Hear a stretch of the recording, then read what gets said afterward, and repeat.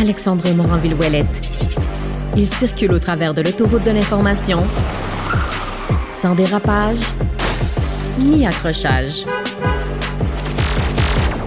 Fallait s'y attendre, c'est à ce qu'il y ait des suites, des révélations qui ont été faites dans le cadre là, du hockey mineur au Québec. Là. Je rappelle un ancien joueur des Saguenay-Chicoutimi, Carl Latulippe, qui a fait une sortie là, très forte là, depuis 1 an sur les abus commis dans la LHJMQ lorsqu'il y évoluait. Hein, on parle de rites d'initiation absolument dégradants, d'actes sexuels forcés et plus encore. On va en parler avec Sylvain Croteau, qui est directeur général de Sportaid et qui, on se comprend, évolue dans ce milieu. Monsieur Croteau, bonjour. Bonjour. Tout d'abord, surpris par les toutes nouvelles révélations là, qui sortent depuis hier? Malheureusement, non, parce que moi, je suis en contact, je dirais privilégié peut-être avec M. Latulippe. Puis, dans les derniers mois, M. Latulippe a continué à recevoir des témoignages de joueurs à la retraite, des joueurs qui ont évolué à différents niveaux et qui lui manifestaient différentes situations qu'ils ont vécues. Alors, et nous-mêmes, chez Sportaid, avec notre service d'écoute et d'accompagnement, ce sont des situations qui sont portées à notre attention. Il y a des gens qui nous ont appelés dans les derniers mois, qui passaient la quarantaine, la cinquantaine, revivent malheureusement ces événements-là qui ont marqué leur parcours. Alors non, je ne suis malheureusement pas surpris. Oui, parce que là, vous parlez un peu des services que vous offrez. Peut-être mettre la table, éclairer pour nos auditeurs. Sportaid, qu'est-ce que vous faites exactement? En fait, à la base, nous, on a un service d'écoute, d'accompagnement téléphonique virtuel, donc qui est disponible en tout temps. C'est gratuit, c'est confidentiel pour toute personne qui est victime ou témoin de violence, d'abus, d'harcèlement, d'intimidation, d'exclusion dans son milieu, dans sa pratique de sport, de loisirs et de plein air, peut donc nous appeler. Et ça, c'est pour tout le monde, là. C'est les jeunes, les moins jeunes, des gens qui ont subi des choses de plusieurs années, qui vivent encore avec des difficultés liées aux expériences qu'ils ont vécues. Peut-être des entraîneurs qui nous appellent, les officiers, les administrateurs, des bénévoles, bref, quiconque a des préoccupations ou vit des situations peut nous appeler. Et l'autre manière chez Sportaid de supporter la communauté sportive, c'est de sportive, de loisirs et de plein air, c'est de fournir des services d'accompagnement aux organisations pour leur permettre d'implanter au quotidien des pratiques qui sont gagnantes et qui permettent une pratique du sport, du loisir et du plein air qui soit positive. Le fait qu'on voit de plus en plus dans les médias d'histoires comme ça sortir, être rapportées, qu'on encourage à rapporter comme ça, est-ce que ça fait en sorte qu'on a eu plus d'achalandage sur vos lignes chez Sportaid? Oui, en fait, je dirais que c'est une conjoncture. Il y a, oui, ces événements qui font les manchettes et qui font en sorte que la parole se libère. Il y a le fait aussi que Sportaid est de plus en plus connu. On existe depuis seulement 6 ans.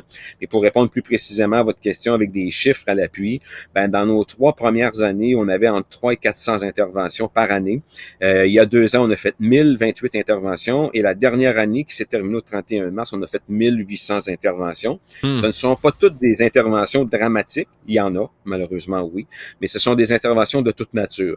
Alors, ce sont des gens qui appellent pour valider les comportements préoccupés. Ils veulent obtenir des pistes de solutions sur des situations qu'ils vivent ou dont ils ont été témoins. C'est des gens qui ont besoin d'accompagnement, qui ont besoin d'être écoutés. Alors, c'est des interventions de toute nature, mais oui, il y a une affluence qui est beaucoup plus importante depuis 2 ans chez Sportaid.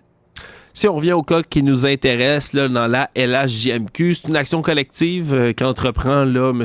Latulippe et ses avocats. Donc, on se comprenait, c'était certain là, qu'il allait y avoir d'autres histoires qui sortent.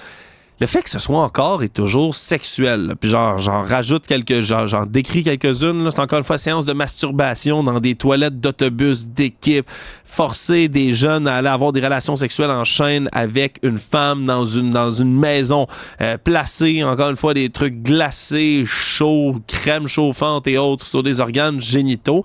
Est-ce que ça, c'est quelque chose qui a évolué dans le temps? Est-ce que désormais, c'est encore des abus qu'on retrouve là, de nos jours de nature sexuelle ou ça appartient heureusement, je le dis entre gros guillemets, là, au passé? Encore une fois, je vais vous décevoir. En termes de proportion, il y a personne qui le sait, là, mais on sait par contre que nous, il y a des signalements qui nous sont faits, des gens qui nous appellent, parce que oui, ça existe encore. Il y a encore des comportements comme ceux-là qui n'ont pas leur place, qui font en sorte que nous, on travaille sur des approches pour éduquer, sensibiliser, changer les comportements. On doit travailler en amont avec nos jeunes pour les aider à reconnaître ce qui est acceptable ou non. Il faut les guider, il faut les accompagner. Il faut aussi guider, accompagner les personnes en position d'autorité pour qu'ils réalisent que ces gestes ont des conséquences et que tourner la tête, ça a des conséquences graves pour les victimes. Quand on relit ce qui est porté à notre attention ce matin, on s'aperçoit qu'il y a des gens en personne d'autorité qui savaient, qui ont tourné la tête. Puis dans les situations que dénonçait Carl Latulippe lui-même il y a un peu plus d'1 an, on sait que des entraîneurs qui ont même eux-mêmes participé à ces événements.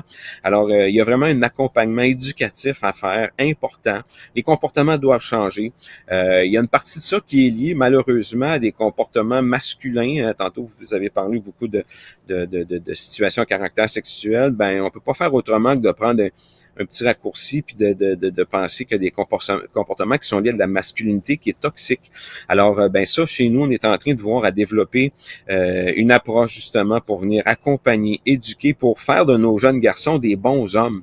Parce que ce ne sont pas tous les garçons et les jeunes hommes qui ont des comportements inacceptables, inadéquats, mais malheureusement, ils s'en trouvent encore. Ouais, ils s'en trouvent encore, puis ils s'en trouvent encore trop, même si on fait des progrès. Vous parliez tout à l'heure là, de l'accompagnement que vous faites là, de votre côté, M. Croteau, avec l'organisation Sportaid auprès des entreprises, là, pour être capable de les aider à développer des bons comportements ou à développer des bonnes manières. Le sujet des initiations, parce que ça, c'est quelque chose qui revient constamment, là, puis pas juste en milieu sportif. Le sujet des initiations, on dirait que c'est toujours un domaine qui est problématique et qui, pourtant, j'ai moi-même évolué dans des organisations sportives, peut être tellement formateur, tellement plaisant, là, d'avoir un rite de passage, de se sentir inclus, de développer un esprit d'équipe, une solidarité. C'est important. Est-ce que c'est quelque chose avec lequel vous travaillez avec les organisations, de créer des initiations? Bref, ma question, je la reformule. C'est possible encore en 2024 de faire des initiations, de bien les faire sans qu'il y ait des dérapages? La question est excellente, puis ça permet d'aborder plusieurs points. D'abord, les initiations, quand c'est bien fait, la science le démontre, c'est positif pour favoriser l'intégration, l'inclusion de nouvelles personnes, le fameux esprit d'équipe. Tout ça, là, oui, les initiations peuvent être contributives à ça et la science le démontre. Là où on doit se questionner, c'est quand les initiations deviennent abusives et qu'elles dérapent. Et là que ça se passe au détriment du respect des individus, des règles. Alors là, nous avons un problème. Mais oui, les organisations font en sorte qu'il y a des initiations qui se passent bien. Il y a des organisations qui nous ont consultés. Ce sont des sujets que nous, on aborde. Et oui, il faut vraiment s'assurer de bien faire les choses dans le respect des individus. Puis l'autre chose qu'il faut pas perdre de vue, puis là, je viens pas de défendre le secteur du sport, mais les initiations abusives, malheureusement, c'est pas seulement dans le contexte sportif qu'on les observe. Ouais. Portez seulement votre regard sur ce qui est arrivé, qui était porté à notre attention il y a quelques mois à l'Université de Sherbrooke.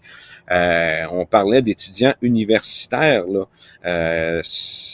Alors, ça arrive encore ailleurs, ça arrive dans des entreprises, dans des organisations, en milieu scolaire. Ça n'a pas sa place. C'est inacceptable et c'est pour ça qu'il faut y travailler et il faut en parler. Ce que l'on fait ce matin est extrêmement important parce que on vient de dire 2 ou 3 choses. 1, que les initiations abusives n'ont pas leur place. 2, que les initiations bien faites ont leur place.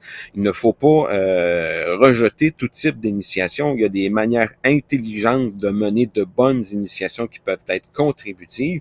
Puis moi, si j'avais un message à lancer ce matin, c'est si on est aussi créatif pour faire des choses aussi dégradantes, je pense qu'on est capable d'être aussi créatif pour faire des initiations qui sont sur le bon sens. Ouais, là-dessus, vous avez entièrement raison. Là, c'est pas, je pense que c'est pas des solutions non plus là, d'interdire ça mur à mur comme on a déjà voulu le faire là, dans les ligues de hockey et autres. Là, je pense qu'on est encore capable là, de trouver des moyens créatifs de le faire. Vous parlez d'en parler plus, hein? Vous parlez de libérer la parole. C'est quelque chose d'essentiel. C'est quelque chose qu'on remarque aussi beaucoup des hommes, tout particulièrement, là, j'ai une pensée pour eux, qui viennent chercher de l'aide. Est-ce que ça contribue à l'augmentation de vos statistiques d'appels et d'intervention? Ben, je vous dirais qu'on est presque à parité. Là. Je n'ai pas regardé là, avant de vous parler, là, mais ça, c'est quelque chose qui est pour nous, ce que je dois dire, rassurant. Entre guillemets, de savoir que oui, les garçons, les jeunes hommes s'expriment, parce qu'on le sait que c'est pas facile pour quiconque de demander de l'aide. Les hommes, les garçons, c'est peut-être encore plus difficile, justement à cause de l'étiquette masculine, qu'il faut qu'on soit fort, qu'on peut pas pleurer, qu'il faut cacher nos émotions. On s'aperçoit que de plus en plus les garçons, les jeunes hommes font appel aussi, qu'ils demandent de l'aide. Alors ça, pour nous, c'est rassurant de voir que ce réflexe se développe et que nos jeunes garçons, nos jeunes hommes reconnaissent qu'ils ont besoin d'aide. Alors, ça, c'est vraiment important. Mais on y travaille, on continue d'éduquer, sensibiliser justement sur les comportements et sur les fameuses étiquettes qui sont pas toujours aidantes là, lorsqu'il est question de demander de l'aide. Là. Non, parce qu'aller demander de l'aide, c'est fort. C'est loin d'être faible, c'est fort. Hein? La première étape, c'est de reconnaître qu'on a un problème. Puis de pas être capable de le régler par soi-même, c'est normal, puis c'est sage.